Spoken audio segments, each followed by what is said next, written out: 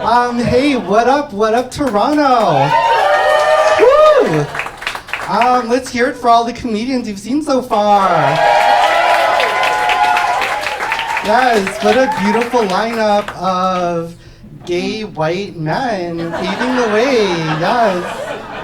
I've never felt so damn exotic in my life. So I'm really excited to be here with you today because I'm celebrating because I recently quit my day job to pursue comedy full time. Thank you. And to be perfectly honest, my day job was a bit of a dead end because for the past 10 years, I've worked at the National Post writing the obituary section. Yeah, and during my time there, I learned a lot about the importance of protecting your legacy after you pass away. So I have some really important advice for you. When you go home tonight, you need to take out a piece of paper or a typewriter and write your own obituary. You think you can trust your loved ones? But grieving family members do not write good obituaries. They will mention the most embarrassing ass shit that you don't want people to know. Like, do you really want people to know that you're addicted to dick cheese? Or that you're allergic to fish? No, and like, just as important, oh my goodness, choose your photo. Ooh, I once had this grieving widow submit a photo of her husband eating a donut. And I had to call her up and I was like, I'm sorry, ma'am. I know your husband was a cop, but this photo is not appropriate for publication. And I know I'm being kind of mean to my old customers, but I totally understand they're trying their best through a very difficult situation. And when I worked there, I always tried my best as well, because people look up these obituaries for decades after people pass, so I wanted to make sure I got it right. But unfortunately, from time to time, even I would make mistakes. Like there's this one obituary at the bottom in big bold letters.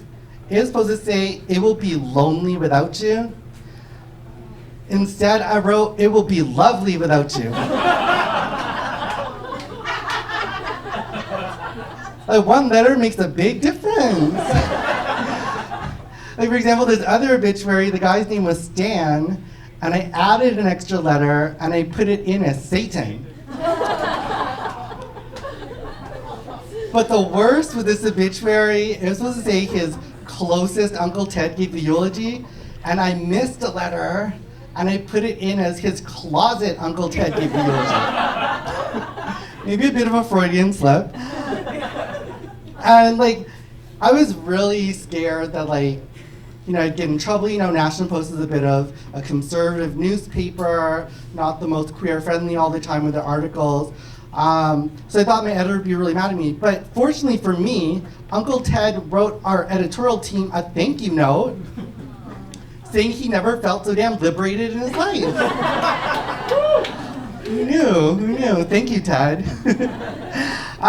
So speaking of coming out, this past summer was the 20th anniversary of my coming out to my parents.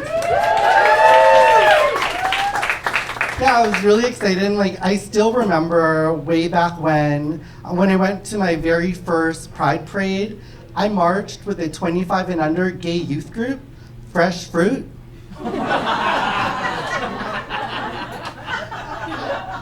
And for this year's parade, I marched with my all-gay, all-Asian curling team. Yeah, our team is called Rice on Ice. And each member of the team represents a different Asian country. So on the back of our uniforms, instead of going by our real names, we're going to go by our country names. So my Filipino friend is going to be Phil. My Korean friend's going to be Corey. I was born in Thailand, so my name will be Tyler. And our Pakistani friend, we're going to call him Stan. I can see half the crowd is super confused, and half the crowd is super racist. But that's okay, because that's why we started Rice and Ice in the first place, was to promote unity and acceptance toward all Gaysians. Yeah, and our messaging was so effective that after one of our curling matches, we had like this super butch, straight older white guy come up to us, and he was like, "Damn, nobody's ever made me wish I was gay and Asian before.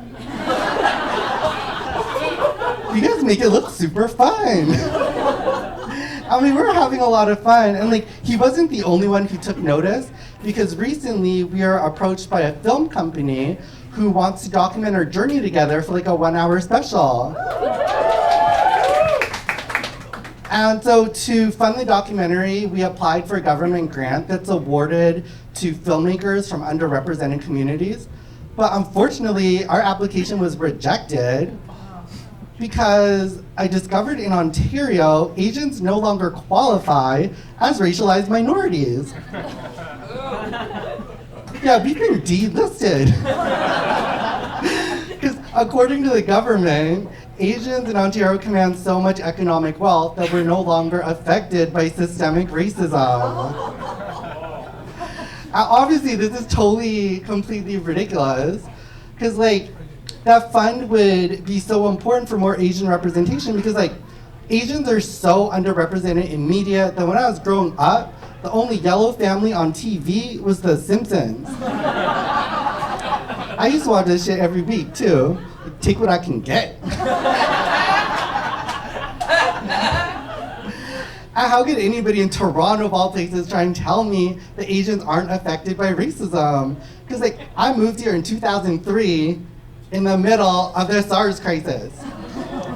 Yeah, I didn't know what the hell was going on. Wherever I walked down the street, people crossed to the other side.